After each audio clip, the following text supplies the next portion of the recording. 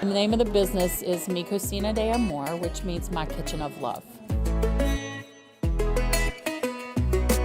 When I was growing up, my parents threw a New Year's Day party every year, almost of my whole life. I learned from a very young age how to greet people in our home.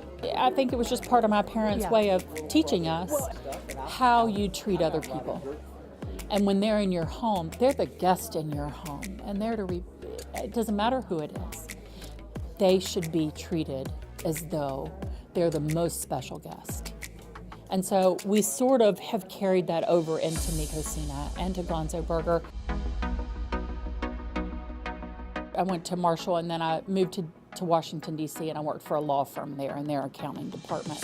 Coming from West Virginia, it was very exciting to see people from all over the world. I was there about 4.5 years, and I called my mom one day and said, I want to come home, and she said, well, come on. I love it here. West Virginia, and Charleston in particular, is a place where my heart lives.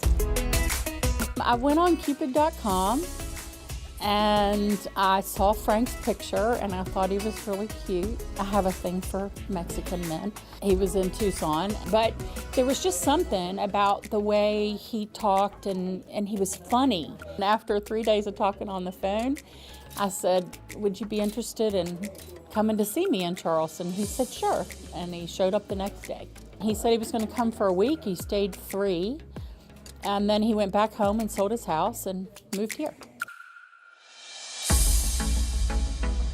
He was cooking for me, and I'm going, this is not Mexican food. And he's like, no, this is real Mexican food. It was so fresh. And then my friends started eating his food, and all of us were like, man, you really need to open a place. When we opened, I was still working full-time for a nonprofit here in Charleston. Frank would take me to work in the morning, drop me off, and I would work all day. He'd be here at the business, and then he'd come get me at 5 o'clock, and I'd come here and work all evening. I'm not a great waitress, but I'm a really good hostess. And so for me, coming every day and greeting people and learning, seeing people that I hadn't seen in years and meeting a whole slew of new people was just really fun for me. Everything we do is hand done. All the meats are hand shredded, our cheese is hand shredded. We try to buy the best ingredients and have everything cooked fresh every day. They were looking for the exact fit to go in that building because it is a very special building. Chris's Hot Dogs was famous here. I consider it famous here. The buildings had some issues. We wanted to do an awful lot to it, so the city then came in and said, you need to have an architect involved here. Let's do this. And we did that.